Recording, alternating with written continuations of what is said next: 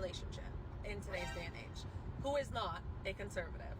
A man who wants to pay on the first date, who wants to open your door, who has that want and desire to take care of you and to provide. And obviously, as a liberal woman, I do want to be respected for my independence. And I do want to have my own autonomy in the relationship and not be confined or conform to the traditional female homemaker, childbearing role. So you do not want to have to be traditional, and you don't want to play your role in the relationship, but you want him to have to play that role in the relationship. No, a traditional man will be attracted to a woman that is more traditional and wants to play that role and to have that perfect harmony and that balance. Somebody said, I want a traditional man without being a traditional woman. Yes, exactly. All of the benefits, none of the responsibilities. Learn how to bake some sourdough bread and raise some damn children. Having that kind of woman gives him the runway and the breath. You know, a lot of my male friends say, you know, you just want to come home. I remember having this conversation with a buddy of mine, and I was like, if you're talking to me every day, why are you married to that woman? And he's like, I just want to not be bothered. If I want to have deep conversation, I'm going to talk to you. I didn't marry her for that. I married her to take care of my household and to not bother me when I come home, because I got a lot going on. But if I want to suss things out, I'm going to talk with you.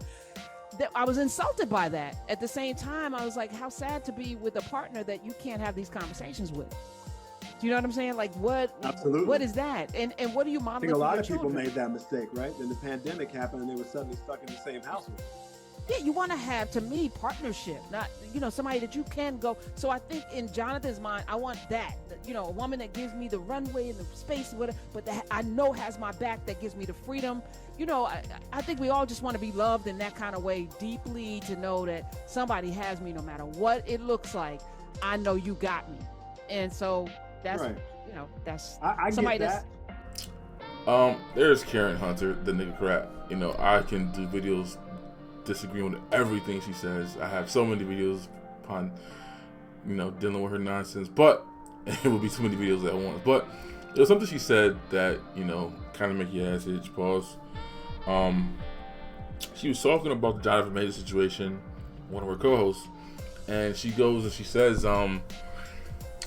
was offended at the idea of black men who, I'm assuming they're black men, obviously they are, who were having intellectual conversations with her and all that, but then, as her words, all up in my face, but then they went home to that, and I'm assuming she meant white, and it don't even have to be a white woman. It could just simply be how some of these black, more radical, feminist-minded women feel about men who are intelligent or are of a certain caliber, but they marry the housewife, right? If you recall, years ago, Feminista Jones did this rant about this guy who she was into, but he was married to, or a commoner or whatever. I'm assuming the dude was white too, but like she was just, it's like, that's when you get that epiphany of feminists don't hate men, they hate women and want to be men.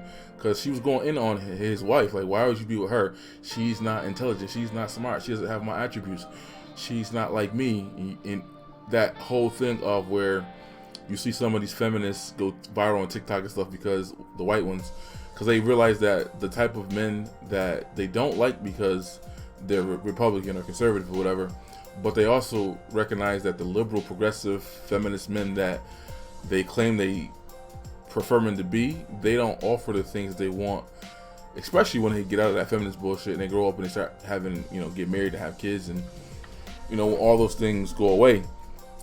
But there's that element of, I want some of the traditional stuff, but, you know, I don't. Or I know I want at least a man who's willing to do those things, but like, I can pick and choose when he's being traditional and patriarchal or not. You know, the whole, they want male responsibility void of male leadership thing. But she, just look at her face. Do you think she's the type of woman you want to come home after a hard day of dealing with this world? Do you think she's gonna be the submissive, nurturing type? Like, no, he doesn't want that. And it's just weird how women and gay black men, because that's usually what's on here doing this, on her platform specifically, trying to tell heterosexual black men what they want. She's like, I would think you would want, like, no, he told you what he wanted. He said, I can go have an intellectual conversation with you and my friends and my colleagues, but when I come home, I just want peace. I want to chill. And somehow she took offense to what he wanted. Is there a reality that you're just not attractive either to him in that way? That's why he chose what he chose. So you mad because you expect that from your partner, but most men aren't looking for that from theirs. Women typically are, if they are of a certain caliber of intelligence, if they are certain, the whole dating down and education thing, even if a black man has more money than a sister with like a 10 platinum degrees in early childhood psychology and a bunch of shit that has no market value, she's still in a space of academia where, you know, it's closed in and it's guarded. And even though that black man is a plumber who owns his own business and he makes more money, or he's a CEO who does crazy overtime and he brings home $200,000 while she's $200,000 in debt because she keeps going to school for degrees that have no market value. It's not even about the money aspect, it's about the education level. So with them, yeah, it might be that, you know, if she's in a nursing field or whatever and she's around all these doctors and she likes the idea of he can help her and they can talk about certain things in the same light. Men, we're not like that. We don't need you to be on that intellectual level with our partners. It's cool if it happens and we meet that way, but it's not a need so much as it appears to be for a lot of women. That was just my thoughts. So real quick, it's like, you know, just listening to the conversations, especially when I know that she doesn't subscribe to traditional patriarchal ideologies, and yet again, he's telling you, I chose Rebecca because she's my peace and she's my calm and she's not combative and all these things. And women think that, especially sisters, urban women, think that you're supposed to want to deal with that or you're supposed to want to accept that. Like, nah, that's not it. But what do you think? Why do you think sisters and gay black men are always trying to tell heterosexual black men what we should like or what we should want to deal with or what you expect? No. If several of your male friends are telling you that, yeah, I'm up in your face for these conversations, these dialogues, but when I go home, I don't have that with my partner. I don't have that with my wife. I don't want that from her either. I want that from you. I just don't want you. Get the hint. I feel, you know, I'm offended by that. Yo, this chick is the queen of using old ass pictures of herself on social media. But just to add to what I was saying, obviously we don't expect this 50-something plus year old woman to change her ways or to be different. Obviously, what she's on, she's on. Like, you can't fix that. She's either gonna go out and hang out in the social spaces with all her intellectual black friends, or they're gonna come on her show and podcast, and she goes home to her cats or her gay male friends and complains about the fact that, because remember, she said several of her male friends, but then she gave a specific example of one, which means these men clearly put you in the friend zone, Karen. But again,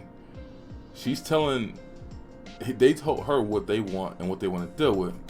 How do you personalize that and say, well, you all over my face? No, he's having conversations with you. He enjoys talking to you. In essence, you would think that that's good that there are men who value that, right? Because that's what they want. They want men who value those things in a woman. But he values them in a friendship.